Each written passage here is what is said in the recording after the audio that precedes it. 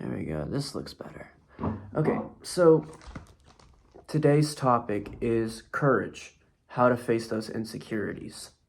I wrote it down to sort of remind myself, like leaves of faith, shadows, you'll find out about that later. But courage is doing something uncomfy, very unfamiliar, or something that you're scared of, afraid of. A leap of faith, really. It's a shot in the dark.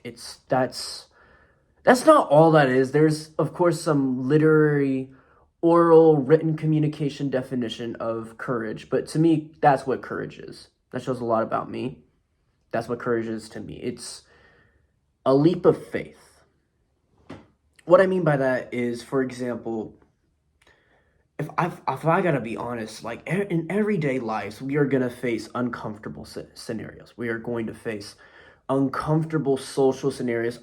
To be honest, like I read this book, The Courage to Be Disliked. I'm still reading it, but there's a part of it in where it says all problems are interpersonal relationship problems. What that basically means is that all of our issues are related to a person, are related to a group, are related to a community. It gives an example like, hey, if I didn't need money, I'd be using it to blow my nose. And money is related to people. It's a long shot, but it basically means how most of our issues and most of our scared little things is from, people. It's from interpersonal relationship problems. And I really want to talk about this because maybe other people do it much more than I think, or maybe they don't. But I think one thing that could immensely help you in life, and you should definitely be careful with how you do this. Don't beat yourself up. Don't mentally hurt yourself. Don't think too much on it. I've been doing that recently. Forgive me. But taking leaps of faith, taking a shot in the dark, saying, you know what? Fuck it, let's try it. Of course, be careful. Don't shoot yourself in the foot now. But what I mean is just that thing that you think is like you're afraid of doing. Maybe you think of it as something stupid. You think, oh, I don't think that's gonna work. How do you know? I mean, you may know by like analyzing your experience in the past, but in reality, like, how do you really know? It hasn't happened yet. And for example, I'm texting this girl or I'm, talking to this person and I'm afraid what I said next, like, shooting the shot like, hey, do you want to go on a date or some shit like that, something like that. And you're afraid like, oh, she's going to block me. Oh, she's going to this and that. To be honest, if she's going to fucking block you, why are you talking to her? Let me get back to the example. You want to reach out to this friend group, or you want to talk to these new people, or you probably had a bad experience in your past where people treated you like shit. You probably got bullied. Just something that's made you insecure about that part, about that social aspect. Maybe you're not as familiar with it. Maybe you're not used to doing it. Like, there's a lot of scenarios, and you're just sort of stuck in the head. I wouldn't think that being stuck in the head is like something you gotta like immediately fix. I feel like that's just a side effect of like you being around there or something like that. Me personally, let's say specifically this person you want to talk to, but you're afraid may say this or that, and you go deep in thought, you don't know what they're gonna say. Just things that you spiral about, the overthinking issues. In all honesty, courage is what is that shot. It's that quiver that you shoot, it's that arrow that you shoot in the dark. That's what courage builds you for. Like, you talking to that person, even though you feel these things, even though you're overthinking and everything. Me personally, how I faced it, I stopped trying to solve what was going on in my head or trying to rethink it, because if I were to change how I thought of it and then come back to reality, okay, I changed the way I think of it. What now? I still haven't talked to them.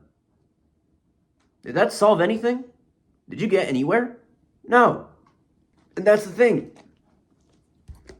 Like, if you want something, you go get it. And, like, we're all stuck on our heads. Everyone is in their head. I asked this person, I was like, venting this person. It was at the gym. I forgot their name. But I was like, dude, I feel like I'm stuck in my head, man. Like, and he literally just said, just straight up, everyone's in their head. Everyone is in their head. And saying it now, I can't agree more, Everyone is in their heads about something. Everyone is scared about something. Everyone is going through everyone is facing these things. Everyone is facing social anxiety. It's a part of us. Everyone has social anxiety. But it's about facing it. It's not about them. It's about our,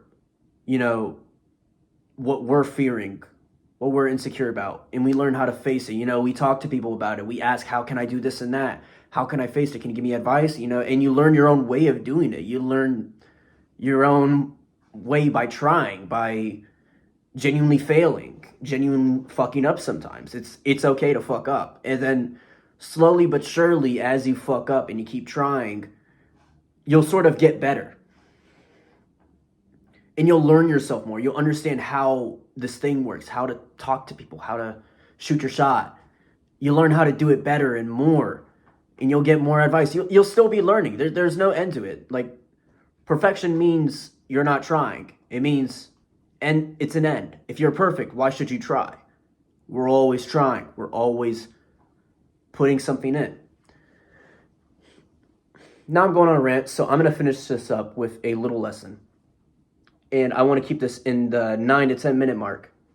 I like to envision I'm not going to always use examples, but I like you to envision a light of beam, like you are in a spotlight, sort of. You are illuminated in this circle. There's a circle of light, and everything else is sort of just a shadow. It's like you're like in the spotlight, yeah. But outside of the spotlight is just darkness, complete darkness. And I'd like you to imagine the spotlight as like your comfort zone, what you're like, what you tolerate, what you're used to, what you deal with every single day. And the outside zone as, what you don't know, what you haven't faced, the things you haven't experienced, the uncomfortable things. And that's the thing with leaps of faith and facing that, taking the courage to face that. You're going to feel, you're not going to know what this is, and you're going to be scared shitless. But once you face it, and once you sort of learn what's in the shadow, what's there, like learning what's not illuminated, it starts to be illuminated in itself. Or it gets like, a little bit brighter. Like you start to see more of it. You start to see more of that shadow of what's hidden. And as you keep exploring, as you keep looking around, and you stop staying in what you know, and you start looking at what you don't know, start exploring more and more, slowly but surely, you'll start to realize that the spotlight has gotten bigger. And the shadow, like, the stuff that's not illuminated, you can kind of see what's in it. And I think that's when not only do you learn new things, but your courage increases drastically. Your willingness to try new things and your willingness to face uncomfortable scenarios skyrockets. And I think that's the first step for growing in general, facing challenges in life. These little side quests, I guess. Yeah.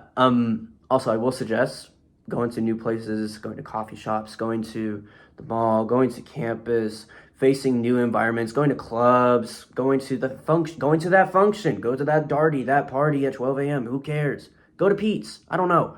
It's just face some new and uncomfortable and unfamiliar scenario.